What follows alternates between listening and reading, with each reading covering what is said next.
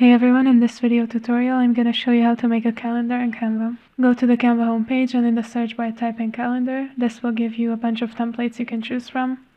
Once you find one that you like, click on it and then click on customize this template.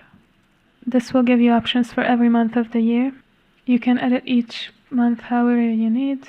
You can also remove months that we've already passed if you don't need them anymore. And once you're done with the project, you can just click on share and then download. Alright, this is how to make a calendar in Canva. I hope you found this tutorial useful. If you want to try out all premium Canva Pro features, you can claim your 30-day Canva Pro free trial by clicking the link in the description below.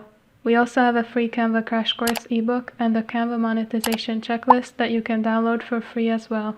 Last but not least, check out our YouTube channels for hundreds of other Canva video tutorials.